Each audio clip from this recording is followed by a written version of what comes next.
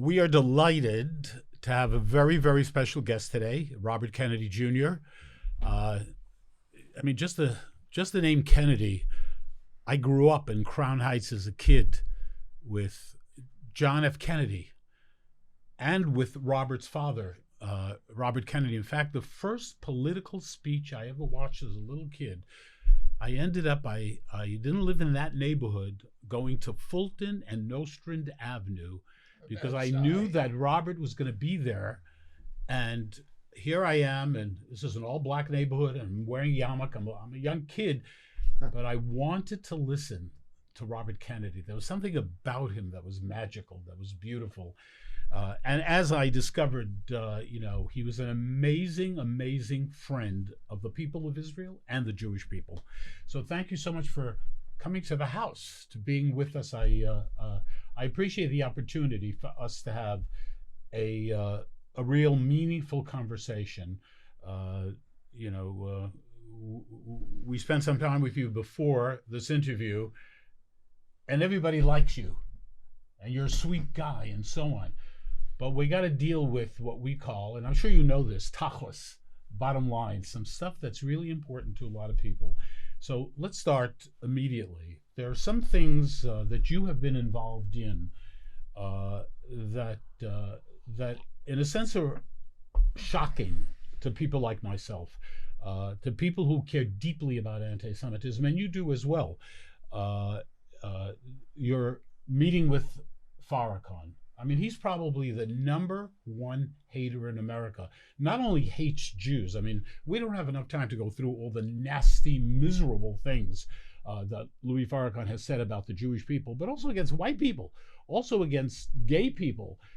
The very idea, we'll sort of combine the whole thing. It's the Farrakhan thing. How could that even happen? How is that even possible? For whatever reason, Farrakhan, Kennedy, makes no sense. I mean, they should literally repel, from ever coming, next to each other. And then there's, of course, the Waters, Roger Waters, another guy who, again, it's not about somebody who criticizes Israel. That's not the issue. I've criticized Israel in my lifetime, the government of Israel.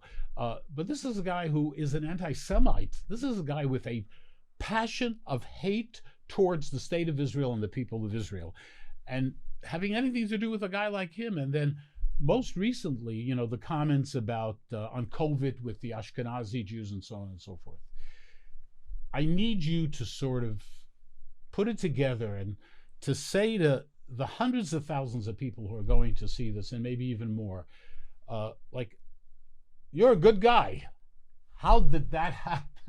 How could it happen? Yeah, and I think I know that I have stronger positions on Israel, and that I've always been. I mean, the support for Israel is in my family's DNA. My father was in Palestine leading up to the moment of the in 1947, 1948 of the Declaration of the State of Israel. His life, and it was one of the primary. I remember in 1967 when I was sitting at the pool with my dad on the patio next to the pool, and he got a call from the White House, and he was told that Israel is then under attack by Syria and Egypt and soon to be Jordan. And I knew, we were kept informed about all of these things at that time. And I knew Israel was a tiny sliver of a country, and that these, the Arab countries were 600 times bigger with huge populations. And it was kind of unimaginable to me that the Israelis could win that war. And I said that to my father, and he said the Israelis are tough. And for him, that accolade was the greatest accolade that he could make about anybody. So, in his love and admiration for Israel was embodied in that. My uncle, John Kennedy, Uncle Jack, was, again, that was one of the sacred U.S. relationship with Israel was one of the precepts of his administration and his time in Congress and the Senate. And my uncle Teddy Kennedy was the primary architect of the Jewish exodus from Soviet Union and the Soviet states during the 1980s, during that very difficult time for Soviet Jewry, to safe havens in Israel and the United States. And so it's always been part of who I am, and I've been a strong advocate for Israel from the beginning. You ask about these three incidents, and I'll start with Roger Waters. Roger Waters, I had no idea about Roger Waters' anti-Israeli rhetoric. So for me, Roger Waters was a rock star. He was, Pink Floyd, and he was against the COVID countermeasures, very outspoken about that, and he was against Ukraine war. So, and people had been to his concerts, would send me pictures where he had a huge picture of me at his concerts on the stage. When he had made a statement about the Ukraine war, and I put out a tweet that said something like, "Thank you for your courage." People misinterpreted that to believe that I was endorsing his views on Israel, but I didn't even know about those views. And in fact, but now that you know his views, which even the ADL has described as anti-Semitic, would you have done that if you had known? No, of course. And as soon as I found out about it, I took it down. So that was a mistake. If you had known, it never would have happened. But, and some of your followers may say, well, that's incredible because it's like, how could you not know? Right, how could you not know? But one of my best friends is a guy called Adam Aaron, who I went to college with, and he's Jewish. He was the president or the CEO of United Airlines. He was the CEO of Norwegian Cruise Lines, CEO of the 76ers. Today, he's the CEO of AMC Theaters. The same week that I made that statement, he was airing a documentary, a very pro-Roger Waters documentary in AMC Theaters. Right.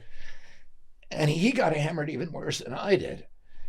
And so he called me when he saw me getting attacked, and he said, I had no idea that this, that Roger Waters. So as soon as people sent me clips of his statement, I took the tweet down immediately. So Robert, that's cool. Yeah. I get that. I understand. It never would have happened if you had known. Yeah. But the Farrakhan thing is a little more difficult because ever since I was a kid. Yeah. And by the way, my mother was at Auschwitz in 1944. I lost my grandparents in the concentration camps. I take this very seriously. I mean, Farrakhan, a lot of people don't know Waters. I mentioned to my wife today. She wasn't sure who that was. Waters, what's his first name? Louis Farrakhan has been preaching hate in this country for the last 40 years. Yeah, so let me tell you what happened. I wrote a book around, I think, 2016, 2015 called about mercury and vaccines. And it was a summary of all the scientific papers that have been written about the dangers of mercury. Mercury is 1,000 times more neurotoxic than lead. And they took it out of a lot of vaccines in 2003 because of that toxicity. And but they left it in the flu vaccines. And I had written an article saying it's not in all the flu vaccines at this point. It's in the multi-dose vials, and those multi-dose vials are going mainly to Black neighborhoods and to low-income clinics. And I published that piece, and I got a call from the Nation of Islam saying that would I come to Chicago and meet with the leadership and some of the medical people and medical advisors to talk to them about this issue. And, my choice was, do I meet with somebody who's made these appalling and reprehensible claims? You knew about those remarks? I didn't know when you were going to meet with them? No, I didn't know the full extent of them. I knew that he had been, called anti-Semitic. I didn't follow him. But wasn't that a responsibility you had? Well, yeah, of course. To check out someone like Farrakhan? But let me ask you this. This particular kind of vaccine is the multi-dose vial. is going to children, little children. It's destroying their brains. So, and you can accept that or not. I'm telling you that that's my belief, and I believe my belief is strongly grounded in science. Farrakhan has 400,000 followers. And these kids, no matter how reprehensible and appalling he is and how odious the things that he said are, do I, because of my expertise in this area, have an obligation or a duty to do everything I can to prevent even one of those kids from being poisoned? So, and by the way, I've met with, I have my attitude. I'm not justifying this. I'm just saying that is that. So even today, if I had to do that over again and I could save even one child, I'm meeting with a man who is, who's the most appalling and reprehensible racist anti-Semite in the world. I would have to think very about the moral implications of that. And there's no one else but Farrakhan to bring the message to the black community? He has 400,000 followers, and who take his word and the word of the nation on these kind of issues. So no, there is nobody else I could have gone to, and they invited me. This high level group there invited me, and they said, "We want you to make a presentation, bring your scientific studies, show it to us," and that's what I did. But Robert, the other side of the coin for the story is that by your meeting with him, it's a certain legitimization. In fact, I've looked at the pictures that Farrakhan put out. I've never seen him so proud as he was standing with you. That's part of that problem. I understand that, and I shouldn't have had those pictures taken. That, I think, was my gravest error. But of course, I don't endorse anything the he says. Legitimization of Farrakhan by meeting with a Kennedy, I mean, that's like unbelievable. Yeah, but I've always, and this is not an excuse, and I'm not justifying it. I told you the reason. But you're not sure you would not do it again? If I could save a child, I think there's arguments on both sides. But you realize that the damage it did. I realize the damage that I realize that it's not good optics. Let me put that mildly. Okay. I've always met with people with whom I disagree and who have done, who have done bad things. I went to prison. I met with a man who was involved in the murder of my father. I've been to Cuba and met with Fidel Castro. And what I've always felt is that we need to, there's a danger of validating people like that who have done horrible, horrible things. But at some point we need to talk to each other. Even people who are, have done horrible things in their lives, that, you're not going to persuade anybody to change opinions. You're not going to without talking to them. Oh, there's a danger of validating people's behavior on the one hand, and I shouldn't have had that picture taken. Okay, let me ask you. Then you move on, and you're part of a statement that, blew up everywhere. The COVID and Ashkenazic Jews. Like, whoa, wait a second.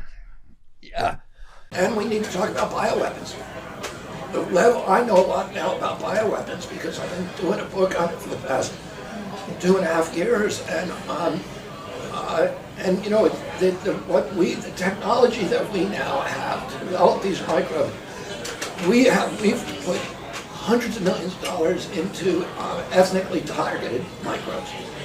The Chinese have done the same thing. In fact, COVID-19, there's an argument that it is ethnically targeted. COVID-19 attacked certain races disproportionately. The races that are most immune to COVID-19 are because of the structure of the genetic structure of genetic differentials among different races of the receptors of the ACE2 receptor. COVID-19 is targeted to attack Caucasians and black people. The people who are most immune are Ashkenazi Jews and Chinese. But we don't know whether it was deliberately targeted that or not. But there are papers out there that show the racial and ethnic differential impact to that. We do know that the Chinese are spending hundreds of millions of dollars developing ethnic bioweapons, and we are developing ethnic bioweapons. That's what all those labs in the Ukraine are about. They're collecting Russian DNA, they're collecting Chinese DNA, so that we can target people by race. So, I mean, let's. By the way, your intentions may be very pure, but your intentions and what you do have unbelievable repercussions, because there are a lot of bad people out there who say, do you know what Kennedy said? Yeah. It's the Jews.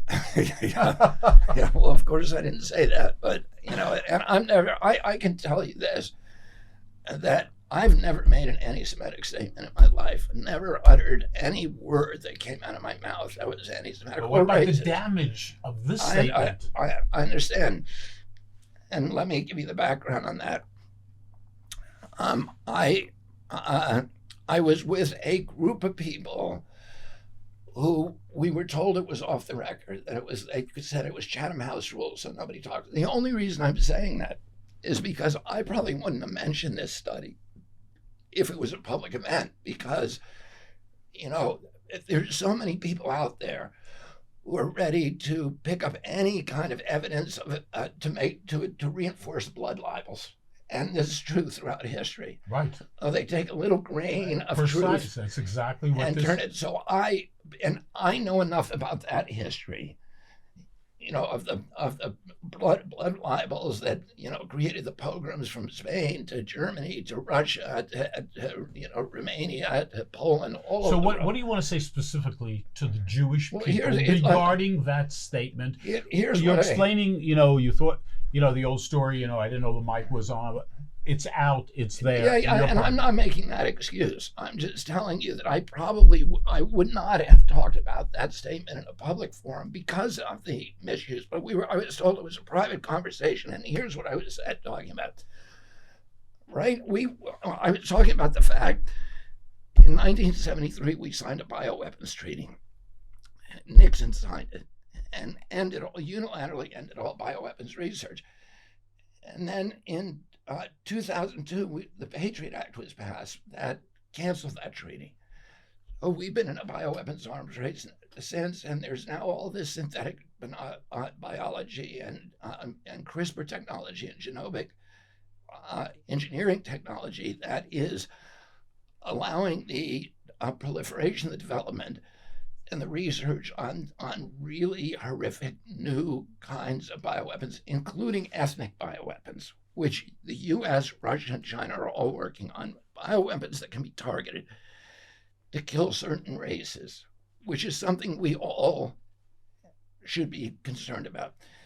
And among the papers that have been written about this, there was an NIH-funded study in 2021 and another in 2019. But in 2021, there was an NIH-funded study by the Cleveland Clinic, and this is what I was talking about, that showed that certain races were disproportionately harmed by COVID, which some people believe was bioengineered by the Chinese. There's strong evidence of that. The COVID, there are races that are disproportionately affected by COVID. Black, African people of African descent being the most, and the reason is the piloting mechanism, the docking mechanism in the Fern Cleave site fits neatly with the ACE2 receptors in the lungs of certain people, and that is racially dictated. Blacks are the most affected, Caucasians the second most, ethnic Chinese the least. And so that is interesting. And then people from Finland, the very least, right. Amish, the second very least, and Ashkenazi Jews, the third. Oh, okay. I was describing a paper I wasn't saying that this has been engineered by anybody. I was just saying. Okay, but of course that's what the headlines were. Well, but listen, I don't write the headlines. Okay, the mainstream newspapers consider me a big threat, and so they are going to say things about me and twist what I say and pervert what I say. You talking about the liberal media? Yeah, in order to harm me and to make me look like I'm crazy or racist or anti-Semitic. Okay. So, Robert, let me say, Robert. And again they do that. Okay. And I don't, and I need to be very, very careful about what I say because I know that it's going to be taken out of context. They are looking for every opportunity. Exactly. So on that note, let me just say, I don't believe for a single second that you have an anti-Semitic bone in your body. Thank you, and you're right about that. Period. Now I want to ask you, 102 members, Democrats, signed a letter to keep you from testifying in Congress, led by, what's the name, the congresswoman from Florida, the Jewish congressman from New York. I mean, they basically were calling you an anti-Semite. Now, Democrats basically they were. Yeah, they were. But how do you react to the fact that these same Democrats have a real anti-Semitism problem within their party, with the likes of Tlaib, Omar, and others, and their chairman of the Progressive Caucus, who called Israel an apartheid state, a racist state? Her words. They're calling you an anti-Semite. Those are the words used by members of the United States Congress. There weren't 100 members on the Democratic side who signed a letter against them. Not even one. How do you feel about that? Well, your party. Not only that, your party. I'm the only person in all those people who were critiquing me, and the only person that I know of the Democratic Party who has condemned the Biden administration, the $2.5 billion payment to Iran, which is going to be used for genocidal purposes. Oh, I'm the only one who declared it. And in 2016, Debbie Wasserman Schultz, the Biden administration, or the Obama administration, needed somebody to endorse, needed a Jewish member, a Jewish Democrat, to endorse the $150 billion payment to Iran. And the one that they found was Debbie Wasserman Schultz. No, the other one, nobody else was going to do that. But she did that. And then, she was going to sell out. Well, she did. For the cause. Right. And she's busy organizing 100 members of the Congress to call you an anti-Semite. Right. And then in 2016, she was thrown off the DNC or the cheating, the corruption that, to get Bernie Sanders out. But the thing that got her expelled was private emails that show that her staff was using anti-Semitic tropes to dampen support for Bernie and Hispanic, and they were calling Hispanic voters routinely taco balls, and those emails are what got her thrown off the committee. Right. She also voted to put Congressman Omar onto the Foreign Policy Committee, who considers Israel a racist state, an apartheid state. By the way, one of your statements, this is what you said, that you are more pro-Israel than my Democratic colleagues. And any of them. Any of them. Yeah. What's wrong? So let me ask you, what's wrong with the Democrats when it comes to the one democracy, not a perfect one? Israel, no country's perfect, not America, not Israel. What is the problem within the Democratic Party? And they want to kill you, basically, because you are a threat. You are a problem, okay?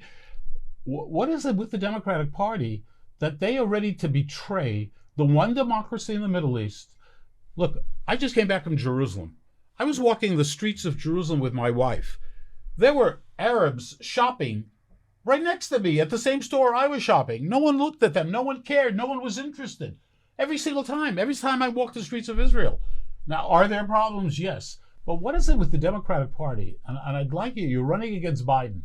Biden has been non-stop critical of the state of Israel and the government of Israel. Non-stop.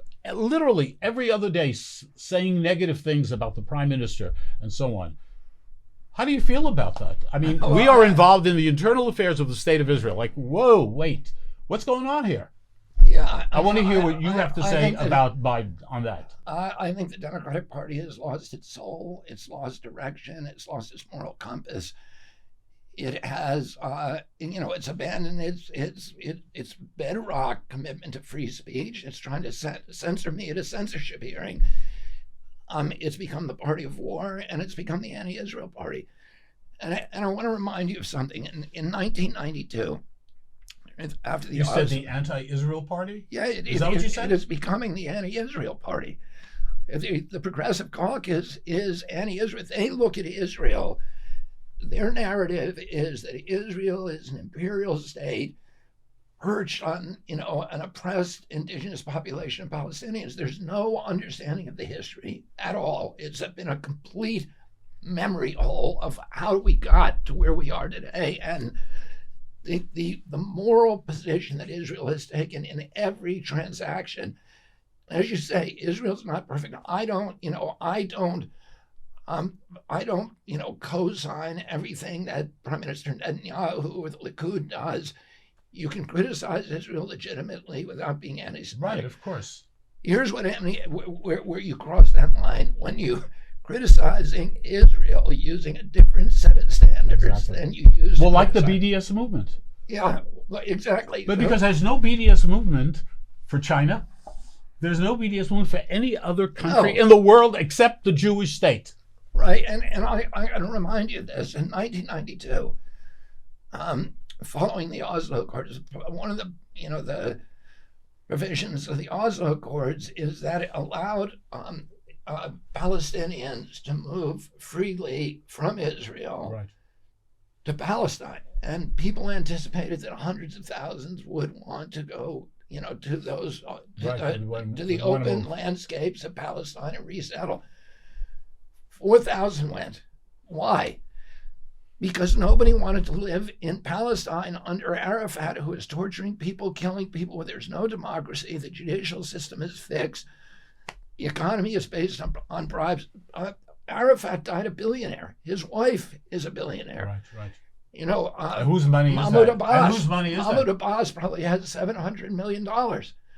Oh, yeah, and it's the money that we, the American taxpayer, have been paying $800 million a year to, which is going to line the pockets of Hamas and line the pockets of these high-level PA officials, and to pay the pay-to-slay program, where the Palestinian Authority pays people to kill Jewish civilians and pays their family. Right. Is that remarkable? Let me just explain that to people. When you murder a Jew, yes, right, you get and paid. you are dead, your family gets a payment every single month. Or you're in prison. You get paid to serve time in prison for killing a Jew. Is that crazy? Is that insane? Yeah. And this is stuff that the Democratic Party has sent down a memory hole.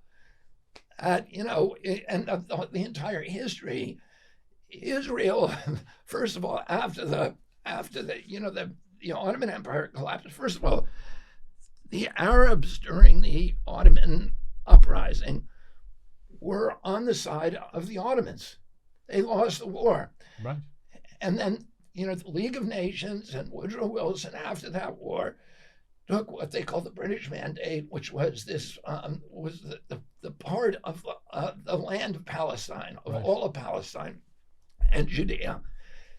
And the rule was that because the Ottoman Empire had collapsed, the rule was that all the lands that had been ruled by the Ottoman were now going to be put into the hands of the people who lived there. Right. There were two groups of people living in Palestine and Judea. The Jewish population was the largest population, and the Palestinian population was slightly smaller. Well, the Palestinian Arabs got 4/5 of the land, which is now Jordan. Right. The Israel's got 1/5. That was supposed to be their land. And they had been there for 3,700 years, by the way. Yeah, Robert? Yes. One thing I've learned, A lot of people don't want to be confused with the facts. Yeah. The facts are a real problem if you start looking at the facts. I want to ask you one other very important question that drives me crazy that has happened just in the last couple of weeks. The Israeli government, to defend its citizens, men, women, and children, will send its army into Jenin or other, and the equivalency of the Biden administration, those are going after terrorists, and well, Colonel Camp said this. He said that, who's one of the leading military authorities in the world. He said nobody in history has done what the Jews did and what the IDF did in Jenin this time around. And this is this extraordinary commitment that the Israel army has to only attack military targets. Occasionally which is not very easy, because they are the American military studies urban fighting in Israel because the Israelis are so good at trying to go do it without killing civilians, and they sacrifice IDF soldiers who die in order to keep from killing civilians. And you look on the other side, where the Palestinians and Hamas and all the surrounding Arab countries deliberately target civilian Jews. So what's wrong with the Biden administration for making life more difficult for Israel? Let me finish what I was going to say about Jenin this time around. And this happened historically in Jenin. Jenin, let's face it, is a bomb factory. 80% of the people or 90% of the people there are, in all the polls, are in full support of terrorism, of killing Jewish civilians. The terrorists hide in civilian populations in order to, as shields. So if this was just Chechnya, this is what the Russians did in Chechnya when they went in there. Right. There were neighborhoods like that in Chechnya. They bombed the whole neighborhood. They just destroyed it. Right. They were not going to risk the lives of Russian soldiers to go into the neighborhoods where the entire population was in support of the terrorists. Right. But Israelis don't do that. They send soldiers in there and they die.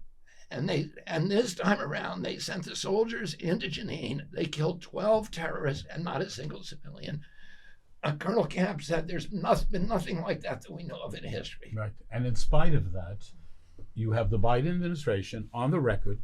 The ambassador of the United States to Israel just recently, Nides, literally used the words describing an equivalency between the terrorists and between innocent victims, making it equivalent. He apologized, by the way, after the uproar. But how in God's name does the Biden administration permit this to happen? I mean, it starts on top. We can talk about Tlaib and the radicals, but it is when nice people or good people legitimize that kind of behavior. And in this case, I think Biden gives the green light to the radicals, because Biden is doing the same thing in his own way to criticize Israel. And like I said, he's welcome to criticize Israel. I'm dismayed by what happened to the judicial system in Israel recently, and what happened yesterday. And I'll tell you why. Because I'm a constitutional litigator. I'm so proud of the Israeli judiciary. It's the exercise, the priority that it's given to human rights of Palestinians and Jews equally. Right. That, for example, it's the only judiciary in the world that has dealt directly with the ticking time bomb scenario, where there's a terrorist. That terrorist knows there's a bomb about to go off and kill civilians. Can you torture that terrorist to save those civilian lives? And the Israeli Supreme Court has said no. No other court in the world has said that. And that court is, to me, the jewel of judicial humanity. And so I don't, Well, hopefully they'll get their act together and there'll be compromise, and because I think the real answer in terms of what's going on in Israel, I just spent 3 weeks there. It's somewhere in the middle. I think there are people on the left, leaders of other parties, who also believe there should be some change, maybe definitely not to the extent that is that the recent law that was just passed 2 days ago. So we shall see. Well, I mean, the good part is it's a democracy, and so if enough Israelis, and a lot of Israelis agree with me. Right, of course. 1,000 members of the IDF threatened to Right, resign right. the Air Force. So, hopefully, there'll be a chance the new government comes in. Well, we'll see. Restore some of that judicial independence. But that's another subject. Yeah, it's another subject. But it's a democracy. By the way, it's better to be if you, it is an emblem of freedom. Like you say, it's not a perfect democracy, but if you're gay, would you rather live in Israel or anywhere else in the Mideast? Right. 2 weeks ago, there was a pride parade of 150,000 people, and at the same time, they were hanging gays from cherry pickers. You mean in Israel? In Israel. Yeah. And next door, they're hanging gays. Excuse me. In Tel Aviv, in Jerusalem. Yeah. Regardless of how you feel about, they were out there by the tens and tens and tens of thousands. Right. If you're a woman, where would you rather live in Israel? If you're a Palestinian who wants to complain about your government, where would you rather be? Would you rather be in Palestine, or would you rather be in Israel? Or would you rather be in Saudi Arabia or anywhere? Because they'll kill you, or they'll jail you, or they'll torture you. Israel is the only place there's Palestinians on the judiciary. There was 1.3 Palestinians. How about in the parliament? In the parliament. Many. There's no Jews in any parliament anywhere else in the Mideast. There's no Jews on any judiciary. Maybe Morocco, but in the Mideast, no. Robert, someone should speak to the progressives. You think? Well, I mean, that's what I'm trying to do. One of my tasks over the next 18 months running for president is to become the champion of Israel, to make the moral case for Israel to the American people. And here's what really worries me, is that I grew up understanding Israel. We were grilled about it at the kitchen table. We were surrounded by people who were proud of Israel. My kids come home from college and they have Jewish friends who are adopting this narrative. I know. And there's a whole generation that is saying Israel is, an apartheid state, and they have no understanding. So one of the things that I'm going to do as a presidential candidate is I'm going to make the moral case for Israel to the American people and re-teach the American people about why this sacred relationship is so important. After World War II, Truman recognized that we needed to support the democracies in Turkey and Greece because that was important. Those were important anchors in that region to keep totalitarian regimes from spreading. Today, Israel for us is that same thing. It's an extension of American democracy, and all of our adversaries are now, China and Russia are moving into the Mideast. The one outpost for democracy, for humanity, for human rights. It is so refreshing. It's just amazing to hear you talk so beautifully about something that should be common sense to everyone. It should be common sense. And really, God bless you. What can I tell you? And really, that's very, very special.